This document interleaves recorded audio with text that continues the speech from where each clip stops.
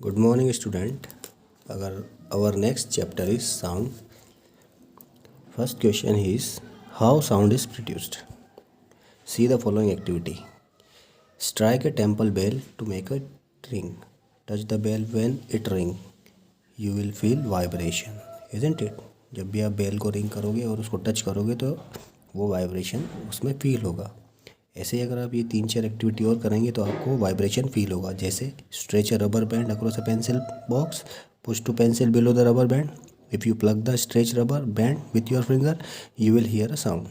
You will also notice the rubber band vibrating. Place your finger tightly on your throat and speak. You will feel vibration. Isn't it? In all these 3 activity you will feel vibration. तो question क्या था, how sound is produce. तो answer भी यही है, vibration. When some object, कोई भी object जब वाइब्रेट करता है तो इट प्रोड्यूस साउंड. तो answer is in all this activities the sound producing body vibrates. जितनी भी साउंड प्रोड्यूसिंग बॉडी है वो क्या कर रही है, वाइब्रेट कर रही है. तो if you stop the vibration the sound stop. Thus you can conclude that answer क्या है, sound is produced by vibration. Sound कब प्रोड्यूस होता है, जब वाइब्रेशन होता है किसी ऑब्जेक्ट में. और the two and fro motion of body. अगर किसी बॉडी में टू एंड फ्रो मोशन और वाइब्रेशन होगा तो साउंड क्या होगा, प्रोड्यूस हो जाएगा. कैरेक्टरिस्टिक देखते हैं हम कुछ साउंड की. What are the characteristic of sound. 3 characteristics help us to distinguish between one sound and another. These are loudness, pitch and quality. 3 चीज़ से आप कैरेक्टरिस्टिक बता सकते हैं किसी भी साउंड की. एक तो होता है लाउडनेस, एक होता है उसकी पिच, एक होती है उसकी क्वालिटी. सबसे पहले देखेंगे हम लाउडनेस क्या होता है. व्हाट डिटरमाइन द लाउडनेस और सॉफ्टनेस ऑफ साउंड. क्या बताएगा लाउडनेस साउंड है या सॉफ्ट साउंड है. Feel your throat as you whisper and then feel it as you shout. जब आप हल्का सा बोलोगे तब उस थ्रोट को फील करना है, और जब आप चिल्लाओगे तब आप उसको फील करना है. तो can you guess what the loudness of sound depends on. ये एक्टिविटी देखिए. In one of the previous activity you had plug or stretch rubber band. Try it again. Plug the rubber band gently to produce small vibration and notice the sound it makes. Then plug it hard so that the vibration are much larger. Does the sound become louder. तो the loudness of sound depends on amplitude of vibration that produce it. तो जो loudness होता है वो किस पर depend करता है, उसके एम्पलीट्यूड पर. देखिए ये रही एम्पलीट्यूड, यहाँ पे देखिए आप ये एम्पलीट्यूड. ठीक है, जितना ज़्यादा एम्पलीट्यूड बढ़ेगा उतना ही लाउडनेस आएगा, और जितना कम एम्पलीट्यूड होगा उतना ही साउंड सॉफ्ट होगा. समझ में आ रही बात, क्लियर है. तो the amplitude of vibration of vibrating body is maximum displacement. ये क्या होता है, एक मैक्सिमम डिस्प्लेसमेंट होता है of the body from its position of rest. In the case of rubber band the distance through which it you pull it is its amplitude. तो जितना rubber आप स्ट्रेच करोगे उतना ही उसका एम्पलीट्यूड बढ़ता जाएगा. डिस्टेंस बढ़ गई तो वो ज़्यादा साउंड प्रोड्यूस करेगा. समझ में आई बात वही है. तो loudness increase with increasing amplitude. अगला होता है पिच. पिच क्या होता है, the pitch of sound has to do with how shrill और बेस इट इज़. मतलब कितना वो सॉफ्ट या कह सकते हो श्रिल साउंड होगा या फिर उसमें बेस होगा. Shrill sound like that of whistle. Whistle बजाते हैं तो वो श्रिल साउंड होता है, is high pitched. A base sound like that of base drum is low pitch. Low pitch जैसे ड्रम बजाते हैं तो वो उसमें बेस आता है, लेकिन अब विसल बजाते हैं तो हाई पिच पे वो साउंड होता है. तो the pitch of child voice is higher than that of adult. बच्चों की आवाज़ का पिच ज़्यादा होता है एडल्ट से. ठीक है, let us see what pitch depends on. In the rubber band activity note how the sound change if you keep tightening the rubber band. जितना आप उस रबर बैंड को टाइट करोगे by looping it around one on the pencil, उतना ही उसका sound पे depend करेगा. ठीक है, तो you will notice that as you tighten the rubber band it vibrate faster. जितना आप टाइट करोगे वो फास्ट वाइब्रेट करेगा एंड प्रोड्यूस श्रिल साउंड. और जितना आप उसको लूज़ करोगे उतना ही वो स्लो वाइब्रेट करेगा. तो स्लो वाइब्रेट करेगा तो क्या होगा, साउंड का पिच बेस में कन्वर्ट हो जाएगा. मतलब ठीक है, तो this is true for string instrument as well. तो when musician want to tune their instrument higher or increase its pitch they tighten the string to make them vibrate faster. तो vibration ज़्यादा fast होगा तो sound कैसा हो जाएगा, shrill हो जाएगा. और वाइब्रेशन अगर स्लो हो जाएगा तो साउंड कैसा हो जाएगा, बेस टाइप का हो जाएगा. दस the pitch of sound depends on the rapidity of its vibration. मतलब कितना वाइब्रेशन वो ऑब्जेक्ट कर रहा है उस पर डिपेंड करती है पिच. समझ में आ गई. तो rapidity of vibration is also called frequency. और इसी को क्या बोलते हैं, फ्रिक्वेंसी. क्या बोलते हैं, फ्रिक्वेंसी. तो frequency of vibrating object is the number of vibration it's complete in 1 second. Frequency की डेफिनेशन क्या है? The frequency of vibrating object is the vibrating body is the number of vibration it's complete in 1 second. 1 second में कितना vibrate कर रहा है object, that is the frequency. और SI unit क्या होती है फ्रिक्वेंसी की? हर्ट्स। क्या होती है? Hertz. If a vibrating body complete 10 vibration in second, its frequency is 10 hertz. समझ में आया? 10 वाइब्रेशन किया तो 10 हर्ट्स हो गया, 100 वाइब्रेशन किया तो 100 हर्ट्स हो गया। क्लियर है? This is the frequency. अभी स्ट्रिंग इंस्ट्रूमेंट्स देख लेते हैं हम कुछ। String instruments like the guitar, violin, Veena, sitar, sarod, sound is produce by vibrating string. उसमें साउंड कैसे प्रोड्यूस होता है? जब हम स्ट्रिंग को वाइब्रेट करते हैं। The frequency of sound produce depends on the length. अब ये फ्रिक्वेंसी किस पर डिपेंड करती है? लेंथ, थिकनेस एंड टाउटनेस, ठीक है, ऑफ द स्ट्रिंग। तो thicker string produce sound of low pitch, as you note reduce the length of the string where you press it और द पिच इंक्रीज, ठीक है, wind instrument. तो यहाँ पे जैसे ही आप क्या करते हो, पतला वायर कर मोटा वायर कर देते हो, प्रोड्यूस साउंड लो पिच का प्रोड्यूस करता है, and you reduce the length. अगर लेंथ रिड्यूस कर दोगे तो भी क्या होगा? पिच इंक्रीज हो जाएगी। अब विंड इंस्ट्रूमेंट होते हैं जैसे बांसुरी होती है। In wind instrument like saxophone, clarinet, shehnai, flute, sound is produce by vibrating air column. This instrument are basically like hollow pipe. कैसे होते हैं? होलो पाइप होते हैं, ठीक है, and the musician blow them into to make their air column inside vibrating. The frequency of sound produce depends on the length of the air column. तो यहाँ पे फ्रिक्वेंसी किस पर डिपेंड करती है? Length of the air column which can be adjusted. Clear? इसके बाद देखते हैं हम परक्यूशन इंस्ट्रूमेंट्स, जैसे ये रहे सारे, ठीक है। स्ट्रिंग इंस्ट्रूमेंट वायलिन हो गया, सितार हो गई, फ्लूट हो गया, ये सब दे रहे। परक्यूशन इंस्ट्रूमेंट में आते हैं अपना तबला और ड्रम, ये आता है परक्यूशन, ठीक है।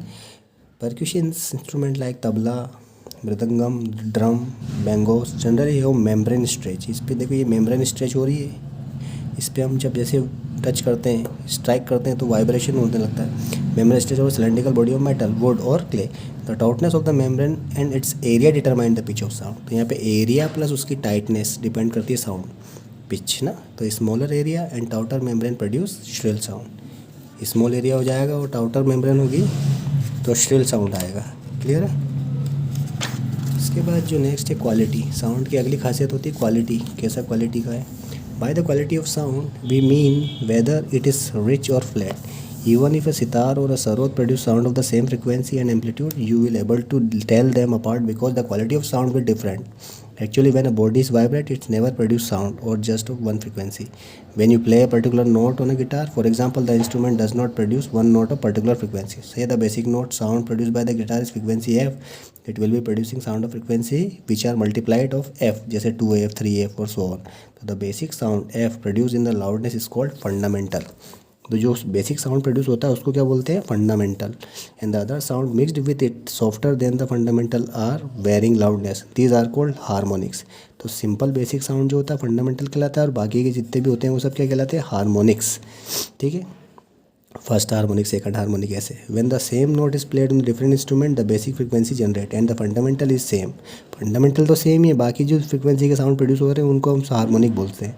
However the harmonic present and their relative loudness are different, this is what determine the quality of sound. और इसी की बेसिस पे हम क्या बता सकते हैं? क्वालिटी बता सकते हैं साउंड की। Generally sound is richer if greater number of harmonics are present.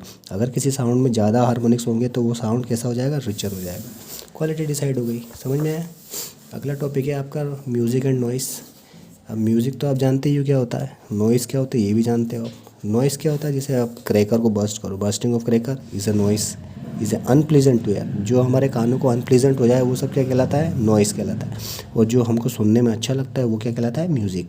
Music on the other hand is pleasing to ear. तो the basic difference between noise and music is that first is produced by irregular vibration. Noise जो होता है क्या है? Irregular vibration है, लेकिन music क्या है? रेगुलर वाइब्रेशन है। When the frequency of vibration have definite relation with each other, we call them regular, ठीक है।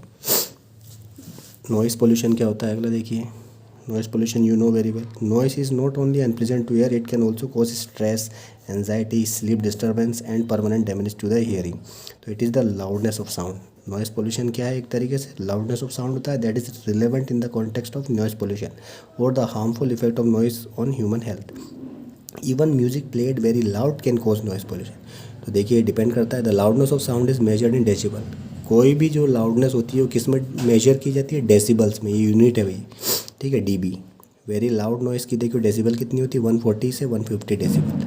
Like that produce when a jet plane takes off can burst the eardrum.